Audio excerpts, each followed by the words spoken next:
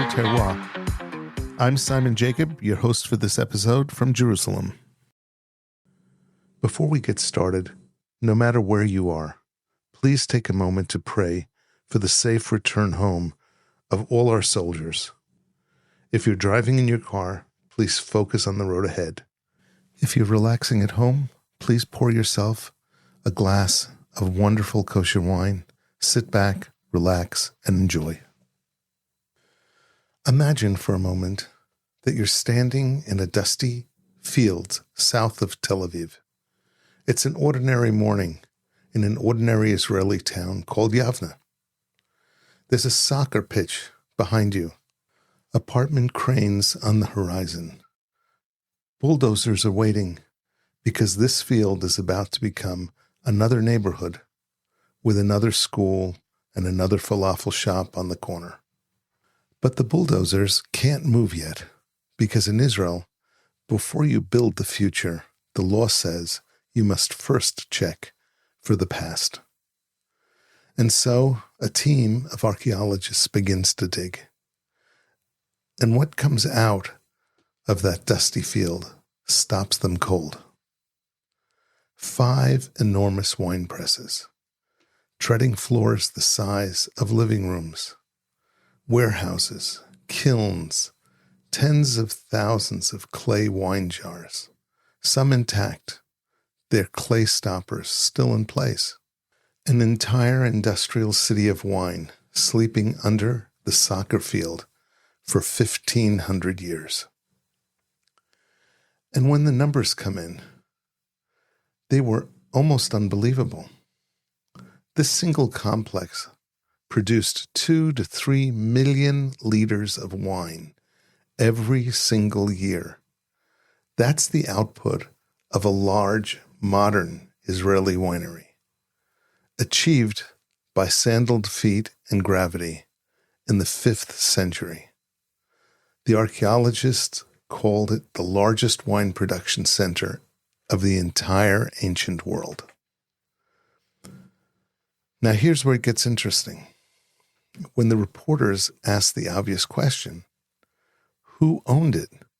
The archaeologists gave an honest answer. They said, we don't know. But the headlines didn't say we don't know.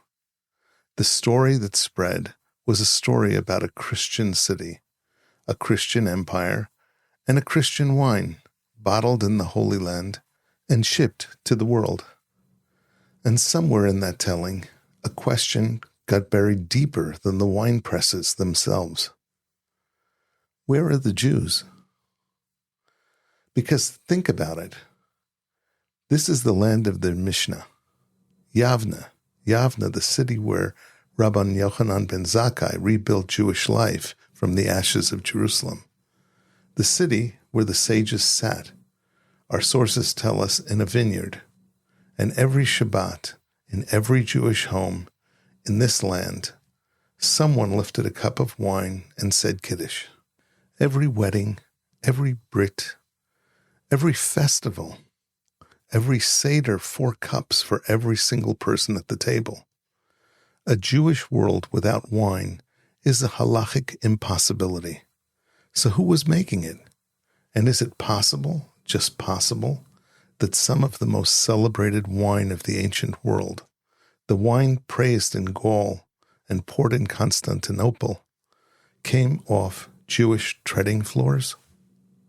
Today, here on the Kosher Terroir, a construction site, a mystery, a synagogue by the sea with a floor made of stones and starlight, and the question that no one thought to ask. I'm Simon Jacob. Pour yourself a glass, and let's dig.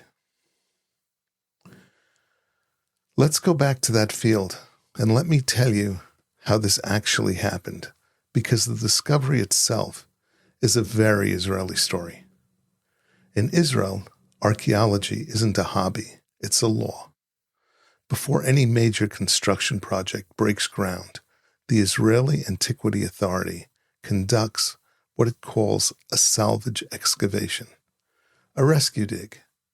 The idea is simple, and when you think about it, rather beautiful. In this land, you cannot simply pour a foundation without first asking the ground what it remembers. Most of the time, the ground remembers small things, a cistern, some pottery, a wall. In Yavne, starting in 2019, the ground remembered an empire. The Israeli Lands Authority was preparing an enormous tract for new housing. Yavne is one of the fastest growing cities in the country. So the IAA sent a team led by 3 archaeologists, Eli Haddad, Liat Nadav Ziv, and Dr. John Seligman. They expected a big dig. They did not expect what they found. For 2 years, the excavation kept growing. First one wine press, then another, until they had uncovered 5 of them spread across a square kilometer. And when I say wine press, I don't want you to picture a little rock-cut basin you've seen on a hike in the Judean hills, the kind where a family trod on its own harvest. No, each of these was a factory. Picture it with me, a treading floor, plastered and gleaming, big enough to park several cars, where workers crushed the grapes under their bare feet hour after hour in the Mediterranean heat. From that floor, the juice ran down into fermentation compartments, and from there into vast collection vats, octagonal ones, elegantly cut, each holding tens of thousands of liters. And around the rims, the excavators found something that made them stop. Decorations, carved conch shells, ornamenting the presses. Someone hadn't just built an industrial facility. Someone wealthy had built a showpiece, a winery that was meant to be seen, meant to impress. 1,500 years before wine tourism, somebody in Yavne understood branding. Between the presses stood 4 large warehouses, where the wine aged in long, slender clay amphorae. And here's the detail I love. They didn't ship the jars in. They made them right there. The team found the kilns, an on-site pottery works, firing the amphorae by the thousands. Vertical integration, 5th century style. From vineyard to press to jar to warehouse, all in one compound. And the jars themselves, the archaeologists collected tens of thousands of fragments, but some amphorae came out of the earth hole, intact, slender clay vessels that once held the finest white wine of the age. A few of them, remarkably, with their clay stoppers found in place, sealed by hands that have been dust for a millennium and a half. When the team ran the numbers on the facility's capacity, the estimate came out at 2 to 3 million liters of wine per year. Eli Haddad stood in the middle of it all and told reporters simply, "The proportions here are incredible." And one thing more, because the ground wasn't finished talking.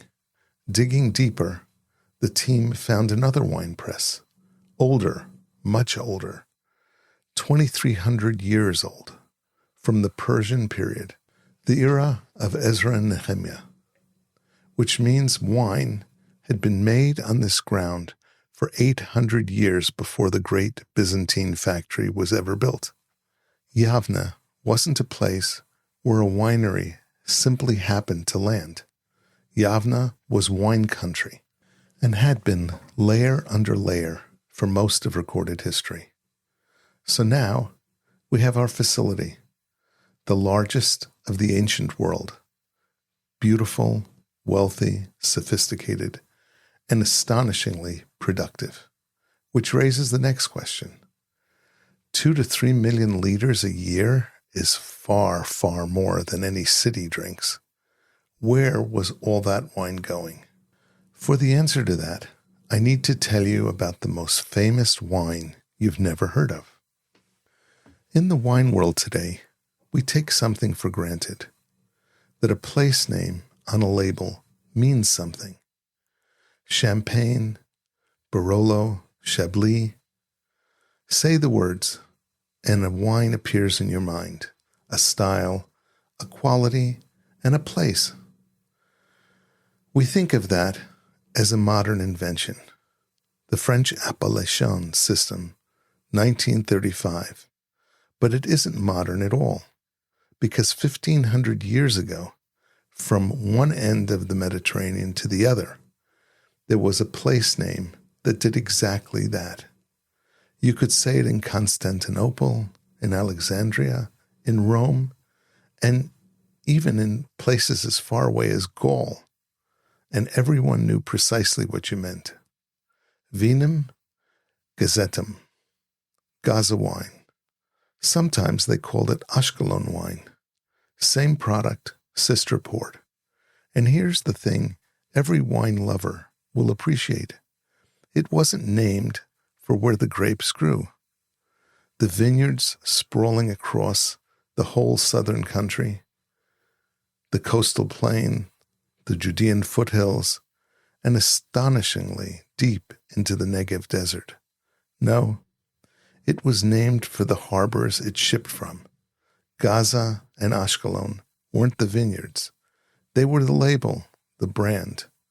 This made the first great appellation in the history of wine, and it belonged to Eretz Israel. You might ask, what was it like in the glass? The sources describe a white wine, light, sweet, and prized, in an age when most wine was rough, young, and watered down for safety. Gaza wine was the luxury pour, the special occasion bottle. And people paid for it everywhere. Archaeologists identify the trade by its packaging, a distinctive, elongated, cigar-shaped clay amphora that scholars call the Gaza jar.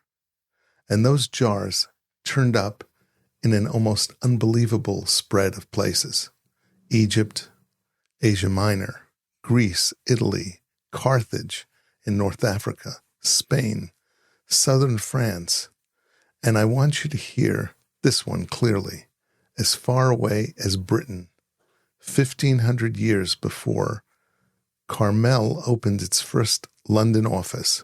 Wine from the Holy Land was already landing on British shores. The literary record backs up the archaeology. Roman and Byzantine writers praise Gaza wine by name.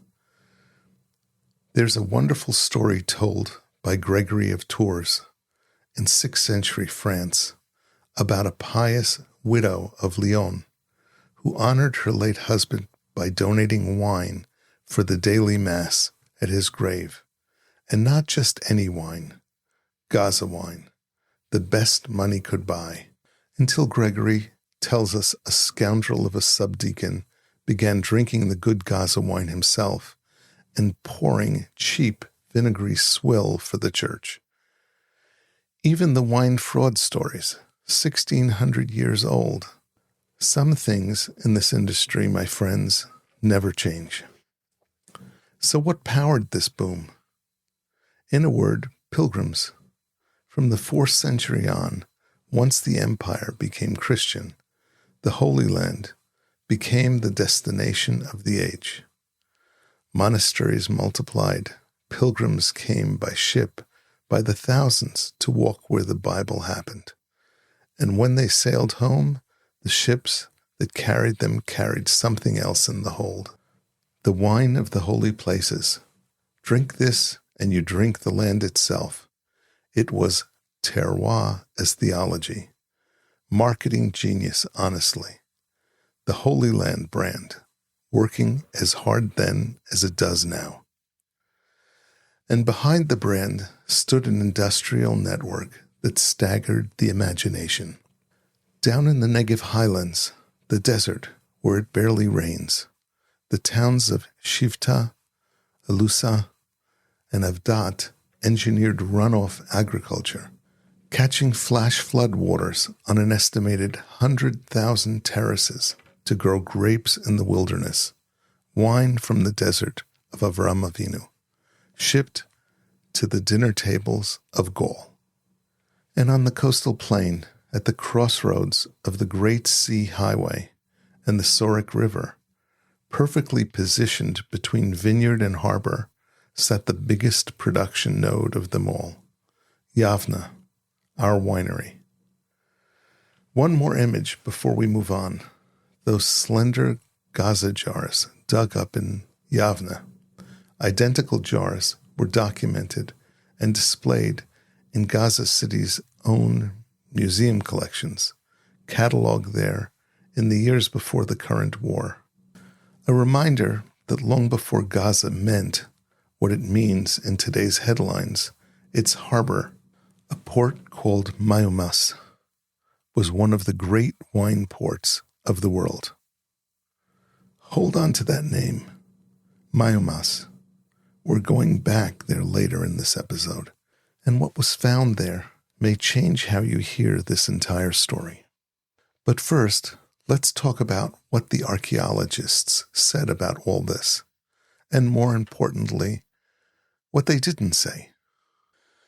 Now, I want to be very careful in this section because it would be easy and it would be lazy to set up the archaeologists as the villains of this story. They're not. In fact, when you go back and read what the excavation team actually said on October 2021, you find something admirable: restraint. So let's be precise. Here is what the archaeologists in the Israeli Antiquities Authority told the world. They said the winery dates from around the year 500, the Byzantine period. They said the wealth on display, those carved conch shells, the sheer polish of the place, points to rich and powerful owners. They said that Byzantine Yavne was, in Dr. John Seligman's words, first and foremost a Christian town. And that's true. By the year 500, Yavne had a bishop. It appeared on the famous Madaba mosaic map with churches. The empire itself was Christian, and the region's cities were Christian majority. And the wine's biggest customers were churches and pilgrims across the Christian Mediterranean. But Seligman said something else in the very same breath. And this is the part that tends to fall out of the retellings.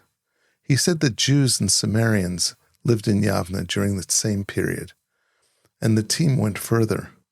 They themselves brought up the Mishnah. They pointed out that after the Khorban, the destruction of Jerusalem, the sages relocated to Yavne. And that our sources describe the Chachamim of Yavne sitting bekerem, in a vineyard. They connected their own Persian period wine press to a continuous wine tradition on that ground stretching back centuries before Byzantium. These are not people ignorant of Jewish history. This is the Israel Antiquities Authority. The Keren B'Yavne reference came from them, unprompted. And on the question everyone wanted answered, who owned it, they gave the only honest answer available. We don't know. We don't know. Sit with that phrase, because everything that happens next is a case study in how we don't know turns into we know. Here's the problem.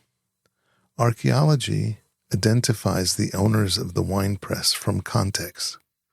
Find a press inside a monastery, it's Christian. Find a press in a Galilean village with a synagogue, it's Jewish. But this press, an industrial complex on the edge of a large mixed cosmopolitan city, the excavators found no inscription, no church on the premises, no cross, no menorah, no mikvah, no name. The wine press, carved into stone and plaster, has no religion. All they could offer was demographic probability. It was a majority Christian town, so statistically, you lean towards Christianity. But watch what happens as the story traveled. The IAA said, operator unknown, Christian majority town.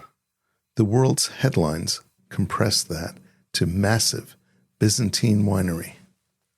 And Byzantine in a headline reads Christian.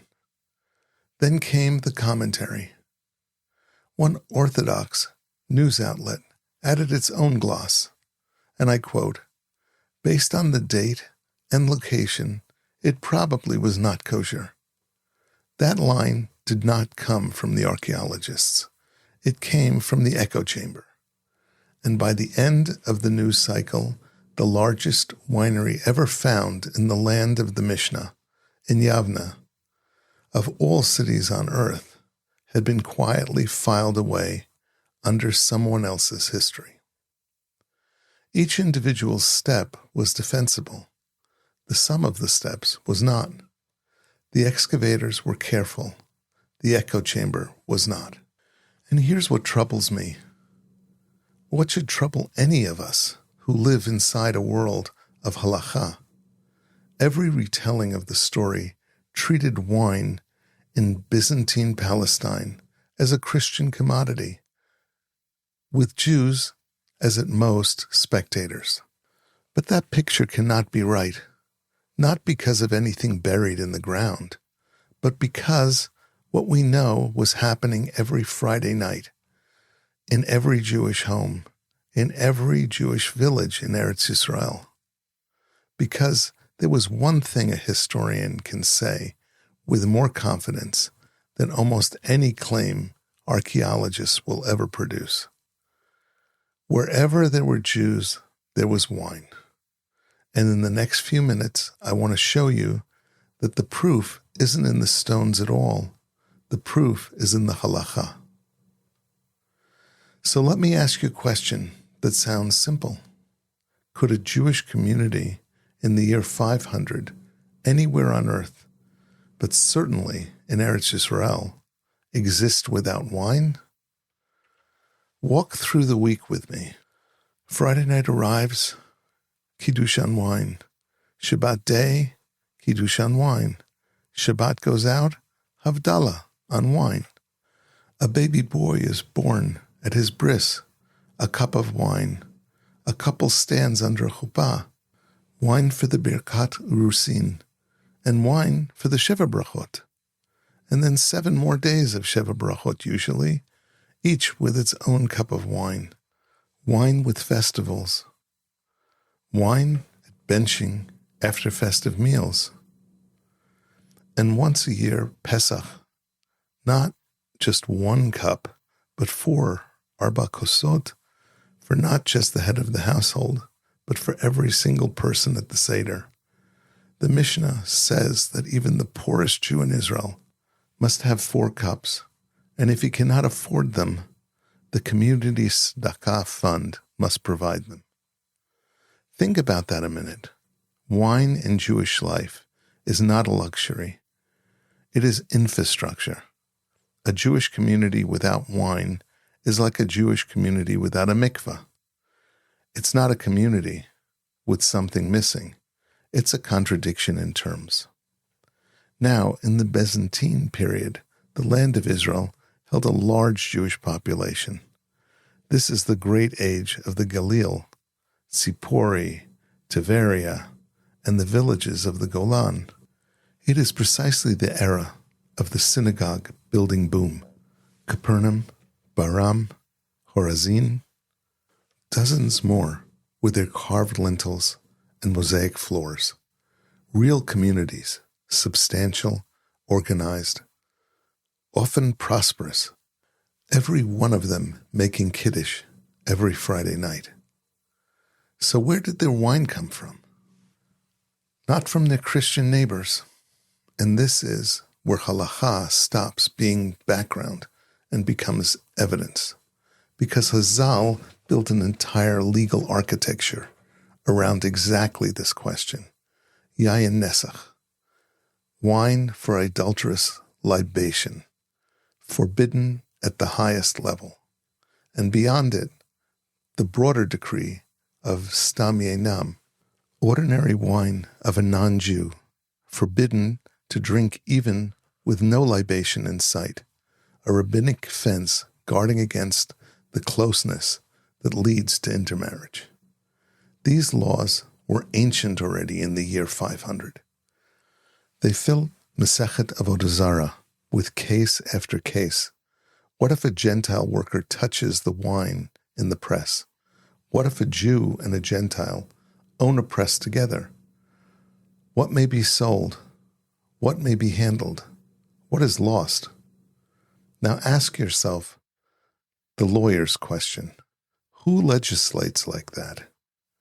You do not build an elaborate wall of law around a commodity your community doesn't produce.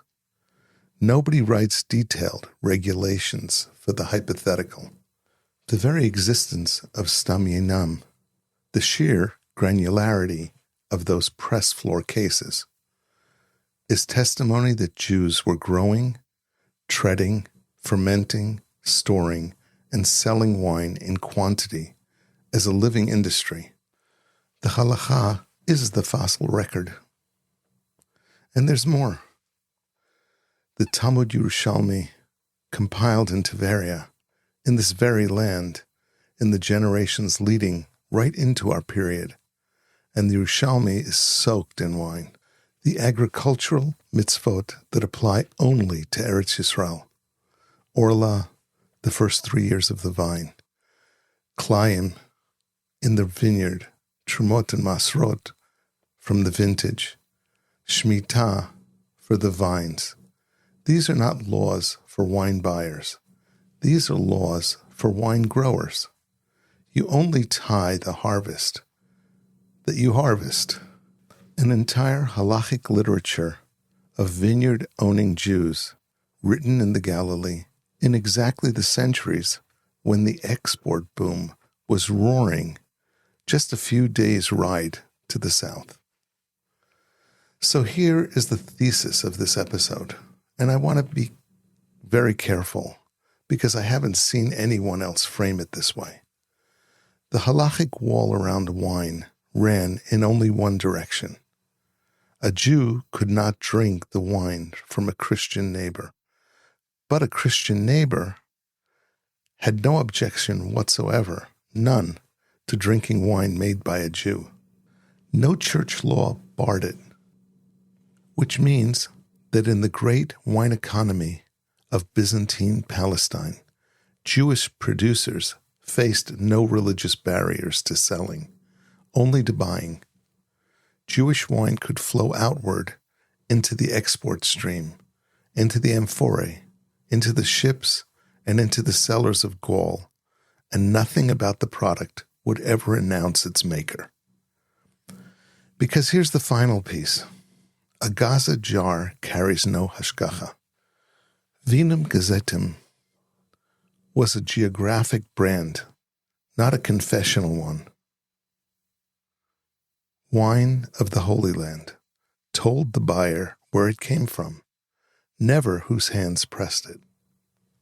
Is it possible, then, that some of the most celebrated wine of the ancient world came off Jewish treading floors, halachically, economically, demographically?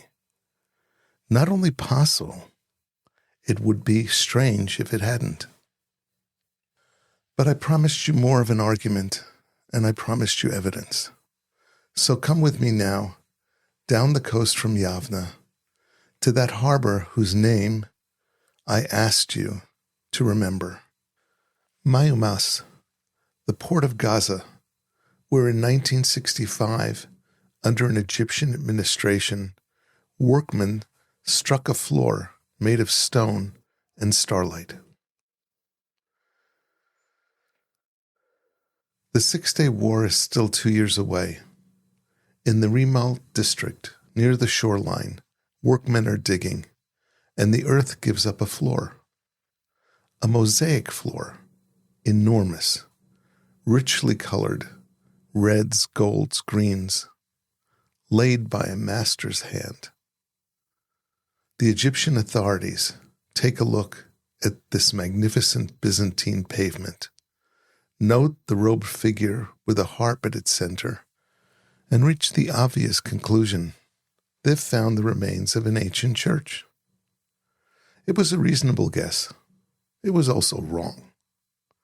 Because when scholars look closely at the central figure, a crowned king sitting, playing a lyre, wild animals gathered peacefully around him to listen, they found floating inside his halo letters, not Greek letters, Hebrew letters. Daled, Vav, Daled. David, David. David HaMelech, King David. The sweet singer of Israel, crowned and playing for the animals, a Jewish king rendered in the artistic language of the age, the way a Jewish patron who was fully at home in that cosmopolitan world would have commissioned him. This was no church. This was a synagogue, and not a modest one. Roughly 26 meters by 30, 5 aisles. For comparison, that's in the range of a grand synagogue of the Galilee, one of the largest ancient synagogues ever found in Eretz Yisrael. And now, location, location, location. Where was this synagogue standing? Not in Gaza's inland city, but in the port, in Mai Yumas, the harbor district, the very docks from which Vinum Gazetum, the most famous wine of the age, was loading onto ships bound for Egypt and Italy and Gaul at that very hour. The Jews of Mai Yumas built their synagogue with a view of the export economy. They didn't live near the trade. They lived in it. But the floor wasn't finished speaking, because Byzantine mosaics, like modern shul plaques, come with donor dedications, and this one carried an inscription in Greek, the commercial language of the coast, that gives 3 precious things: a date, 2 names, and a profession. The date, the year 508 to 509 of the Common Era. Stop and let that land. Not roughly the Byzantine period, not circa 508, the exact peak of the Gaza wine boom. The same generation, give or take, in which the great Yavne facility up the coast was pressing its millions of liters. The name Menachem and Yeshua, 2 brothers, sons of a man named Yishai, Menachem and Yeshua, the sons of Jesse. You want Jewish names by the harbor of Gaza? There they are, set in stone. And the profession? The inscription described them as wood merchants, timber traders. These were businessmen of the port, import-export men, wealthy ones, wealthy enough to floor a 5-aisle synagogue in mosaic work of imperial quality, the kind of commission that in any age says, our community has arrived. So let's put the picture together plainly. In the exact moment the Christian wine of the Holy Land was conquering the tables of Europe, a prosperous community of Jewish merchants was operating at the principal port of export, praying, doing business, dedicating monuments a few hundred meters from the wine docks. Did Menachem and Yeshua deal in wine as well as timber? The stone doesn't say, but I'll tell you what the stone does say. It says Jews were not spectators in this economy. They were players in it, standing on that dock, watching those jars, maybe brokering them, maybe filling them, and certainly on Friday night in a 5-aisle synagogue, above the harbor, lifting a cup of wine from somewhere and saying Borei Pri HaGefen over the Mediterranean. And by the way, the port community wasn't alone. In Gaza's great mosque, of all places, a reused column was found long ago bearing a carved menorah, shofar, and lulav, with the name of Hananiah Bar Yaakov. The Jewish footprint in Byzantine Gaza runs deeper than one building. The synagogue itself did not last. Sometime in the first half of the 7th century, right around the Islamic conquest, it burned. 130 years of life, give or take. The mosaics were eventually lifted and carried to safety. King David and his lyre were displayed in the Israel Museum and later in the Museum of the Good Samaritan. The building is gone, though the questions it raises are very much alive.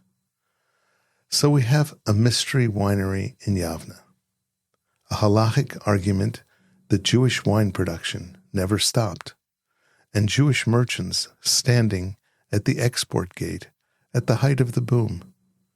What may we honestly conclude, and where must we honestly stop? Let's weigh it. The way Dayanim weigh evidence.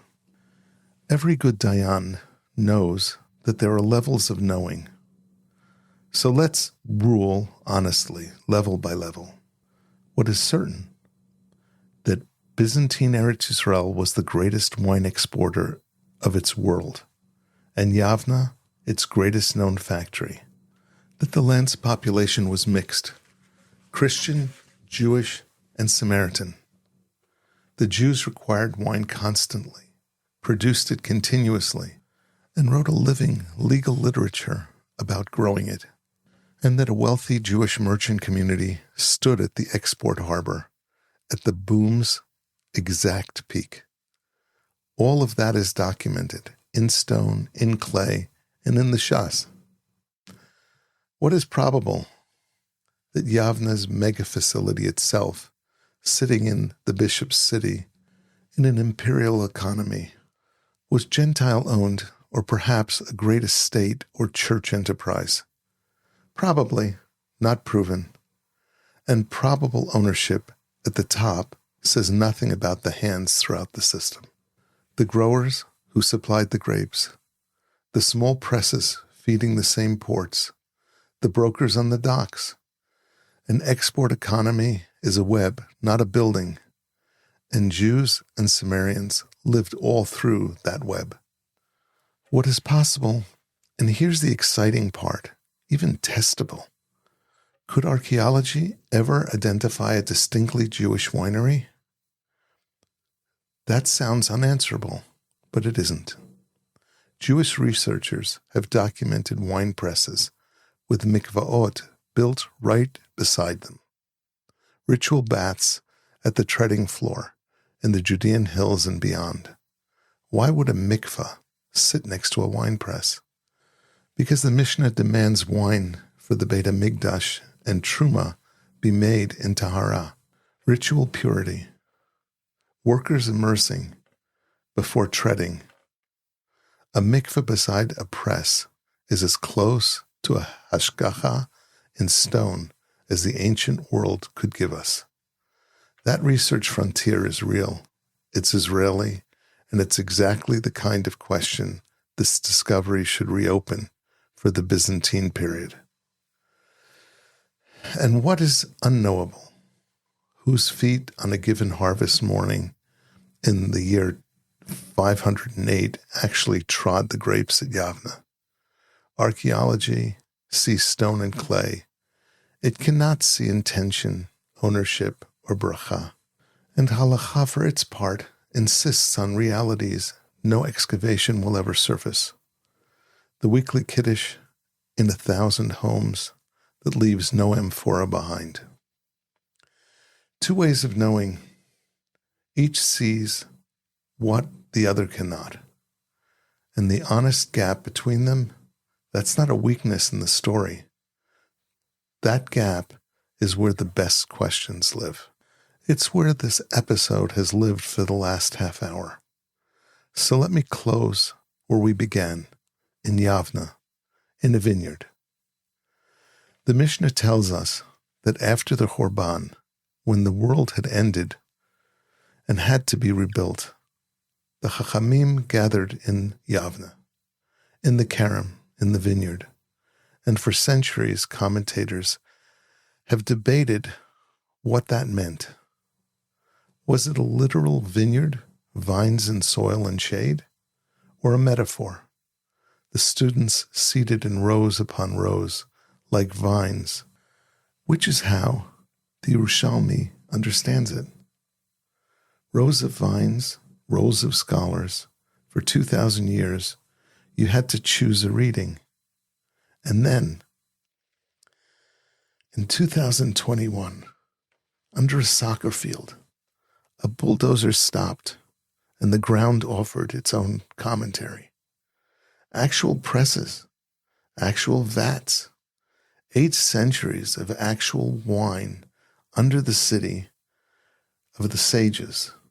Maybe the machloket was never a machloket. Maybe in Yavne, both readings were always true. Torah and terroir, growing out of the same ground. And the story didn't end. It only paused. Today, right now, Israeli researchers are planting vines descended from Byzantine grape pips on the ancient terraces of the Negev. Varieties that may have filled those Gaza jars, Morawi, Betuni, Debuki, are back in bottles with hashgachot on the label. And once again, export manifests leaving the ports of Israel read, wine of the Holy Land, only this time, 1,400 years later, nobody has to wonder whose hands pressed it. 2 million liters a year, and not one label survived, not one name. So the next time you make Kiddush, look at the bottle in your hand for a moment before the bracha. The winery, the region, the hashgacha, the vintage. Because a bottle of wine is also a document. It tells the future who we were. The Jews of Mayamas didn't leave us a bottle. They left us a floor and a king with a harp and 2 brothers, sons of Yishai, who wanted to be remembered. Tonight they are L'chaim.